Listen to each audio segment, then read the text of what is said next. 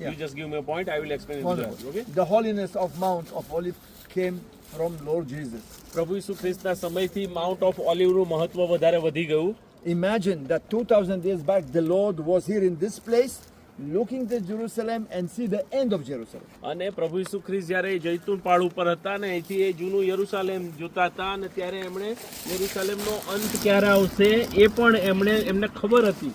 એટલા માટે એ આગળની એક બીના બને છે. Once you walk a little down after this church that you can see, આપણે હમણાં નીચે જઈશું. આ ચર્ચનો જે ગુમ્મટ દેખાય છે બરાબર, પ્રભુ ત્યાં આગળ ગયા હતા ત્યારે he stopped and cried. ત્યાં પ્રભુ ઈસુ ખ્રિસ્ત યરુશાલેમને જોવે છે અને પ્રભુ ત્યાં રડે છે. He the only one understood that Jerusalem before destruction. બરાબર, એ પ્રભુ એક જ હતા જ વ્યક્તિ કે જેણે યરુશાલેમ એમની નજર સામે હતું પણ એને નેસ્ત નાબૂદ થતું પણ એમણે જોયું હતું. એટલા માટે એ જોઈને રડતા હતા. So we are talking now about only the time of the Lord Jesus, but Jerusalem started before. બરાબર, આપણે પ્રભુ ઈસુ ખ્રિસ્તના સમયની વાત અત્યારે કરીએ છીએ પણ યરુશાલેમ તો એની પહેલેથી અસ્તિત્વમાં હતું. ક્યારથી હતું ખ્યાલ છે કોઈને? જ્યારે યહોશુઆએ જગ્યા કેપ્ચર કરી બરાબર, અને ત્યાર પછી એમણે યરુશાલેમના રાજાને હરાયેલો, યાદ હોય તો તમને, જો જૂનો કરાર તમે વાંચતા હો તો બરાબર. અને યરુશાલેમ ત્યાર પછી કોના હાથમાં હતું ખબર છે? યબુસીઓના હાથમાં હતું. યાદ આવે છે? દાઉદ કહે છે બરાબર કે આપણે યબુસીઓને હરાઈએ ત્યારે યબુસીઓના લોકો કહે છે, શું કહે છે કે અમારા આંધળા અને અમારા લંગડા લોકો પણ તમારી સેનાને શું કરશે? હરાઈ દેશે.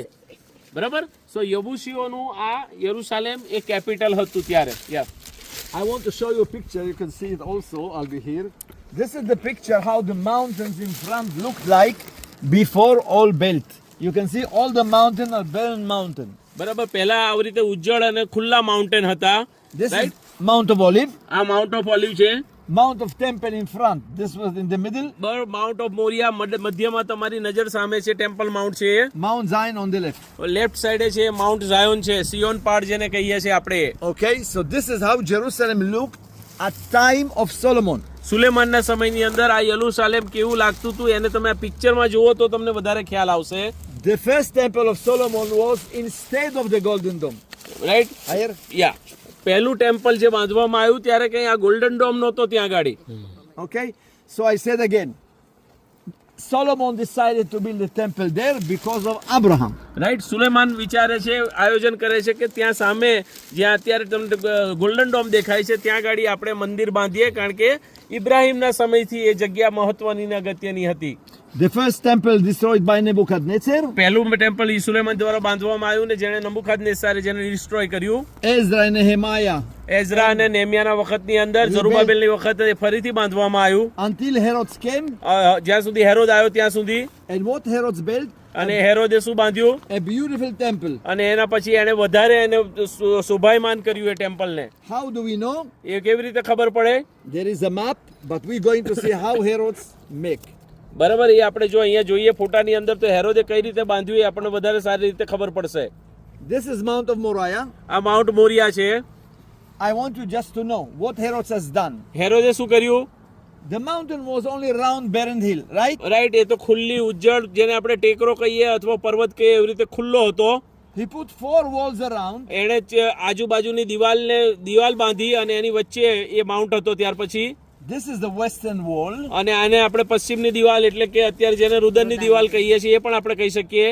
Once he expanded the area, એણે he filled it by sand. એ એરિયાને એણે વધારે એક્સપાન્ડ કર્યો અને પછી એના અંદર પૂરણ કરીને એને પ્રોપર સમથળ કર્યો એટલે તમને આગળની સાઈડે તમને સમથળ દેખાય છે.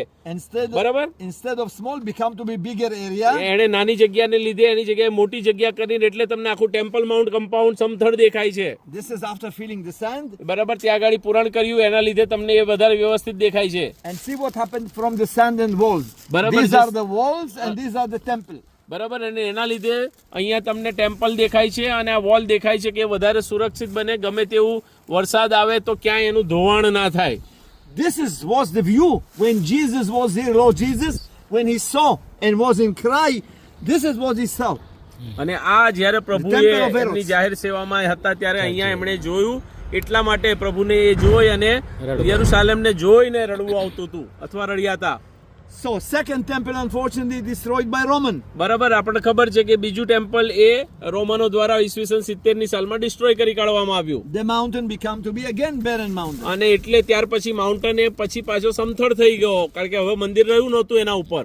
Until Muhammad came, જ્યારે મોહમ્મદ ઈસવીસન 636 પછી આવ્યા અહીંયા સામ્રાજ્યને લઈને, he stood there and went to heaven and ascended to heaven, and therefore his honor built અને this. એટલે ત્યાર પછી સમજણ એ ક્રિએટ થઈ કે અહીંથી મોહમ્મદ એ સ્વર્ગારોહણ પામ્યા હતા એટલે પછી એ જગ્યાનું વધારે મહત્વ વધી ગયું મુસ્લિમ સલ્તનતના દરમિયાન.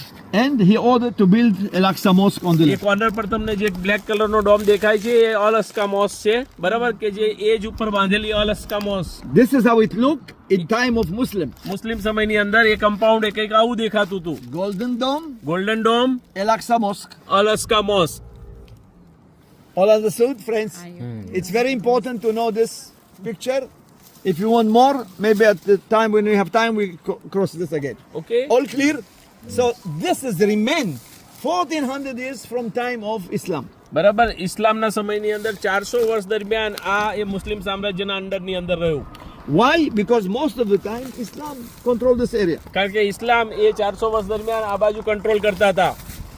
Until when? Until 12th century. 12મી સદીના અંત સુધી મુસ્લિમ સામ્રાજ્ય અહીંયા રાજ કરતું હતું.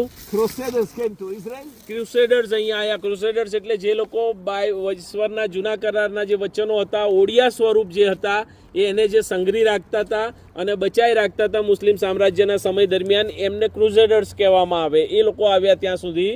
Purified all the site of Christian Christian જે સાઇટ્સ હતી એને કોઈક ને કોઈક રીતે સાચવવામાં આવી, સંભાળવામાં આવી. and built the two churches that you can see behind the Golden Dome. Golden ડોમની એક્ઝેક્ટ પાછળ જે તમને બે ચર્ચ દેખાઈ રહ્યા છે, જે ડોમ દેખાય છે, એ બાંધવામાં આયા. This is the Holy Sepulchre Church golden of ડોમની Lord. એક્ઝેક્ટ પાછળ Behind, two dome of grey, Holy Sepulchre Church. Holy sepulchre church એ ત્યાં આવેલું છે. This is from time of Crusader. એ time of crusader. Let me finish and conclude. Okay, yeah હું કહું, બધું જ કહું તમને. Okay, yeah I can. Yeah okay. હવે આપણે બહુ અગત્યની જગ્યાએ ઊભા છે. It's called panoramic view. BJP panoramic view, બરાબર. પેનોરોમિક વ્યૂ એટલે એવી જગ્યા કે જ્યાંથી તમને એક સાથે ઘણી બધી જગ્યાઓ જાણવા, સમજવા, દેખવા મળે. આપણે કઈ જગ્યાએ ઊભા છે અત્યારે? માઉન્ટ ઓફ ઓલિવ ઉપર. આપણી સામે છે માઉન્ટ ઓફ મોરિયા. મોરિયા પહાડ છે. માઉન્ટ ઓફ ઝાયોન એટલે કે સિયોન પહાડ, દાઉદ નગર જ્યાં ગાડી હતું, બરાબર, એ તમને જમણી સાઈડે જોવા મળે. અને તમને યાદ છે ત્યાર પછી સુલેમાનના સમયની અંદર સુલેમાનને કેટલી રાણીઓ હતી? પુષ્કળ હતી. 700 તો ઓફિશિયલી હતી, અનઓફિશિયલી તો ઘણી બધી, બરાબર. અને એ બીજી જે ઉપપત્નીઓ આવતી હતી અને પત્નીઓ આવતી હતી, એ બીજા સામ્રાજ્યોમાંથી રાજા હોય તો એની પત્ની એ સુલેમાનની પત્ની તરીકે આપે, એની દીકરી પત્ની તરીકે આપે, રાઈટ, કે જેથી કહેવામાં આવે કે સુલેમાન મારો શું છે? જમાઈ છે. એ રીતે ગૌરવ અનુભવવામાં આવે.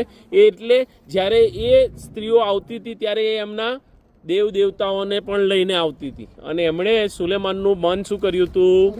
ભ્રમિત કર્યું હતું. અને એટલે જેન્ટાઇલ માઉન્ટ તમને દૂર જોવા મળે. પેલી બે બિલ્ડિંગ દેખાય છે ને ઝાડની પાછળ, એ બાજુની સાઈડ હોય જેન્ટાઇલ માઉન્ટ એટલે કે વિદેશીઓનો પહાડ, જ્યાં આગળ સુલેમાને મૂર્તિ પૂજક મંદિરો બાંધ્યા હતા, રાઈટ. આપણે વાંચીએ છીએ ને બાઇબલમાં, વેદીઓ બાંધી હતી, રાઈટ. એટલે આ માઉન્ટ ઓફ ઓલિવ જ્યાં તમે ઊભા છો, mount of Moriah, mount of Zion, right, પછી માઉન્ટ ઓફ જેન્ટાઇલ અને માઉન્ટ સ્કોપસ આપણે જોઈને આવ્યા છે. ઓકે, એટલે એક જ જગ્યાએથી આપણને આ બધી બાબત જોવા મળે છે. અહીંયા પુષ્કળ કબરો તમને જોવા મળે છે.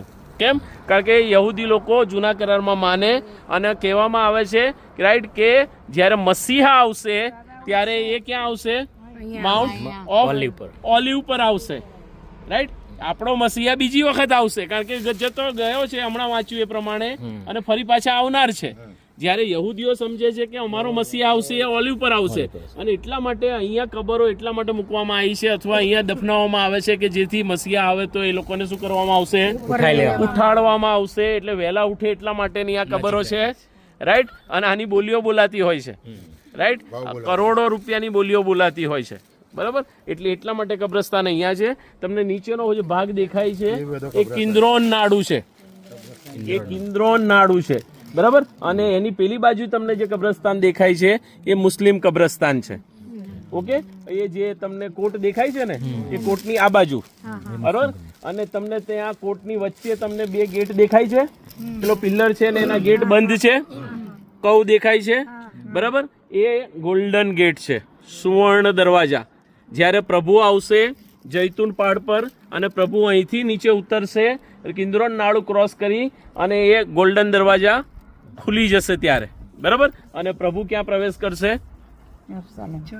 ચર્ચ મંદિરની અંદર પ્રવેશ કરશે. ત્યારે ત્રીજું ટેમ્પલ હશે, બરાબર. ત્યારે હવે આ મસ્ત નહીં હોય એટલે યહૂદીઓ ઉતાવળ કરે છે ત્રીજું ટેમ્પલ બાંધવાને માટે.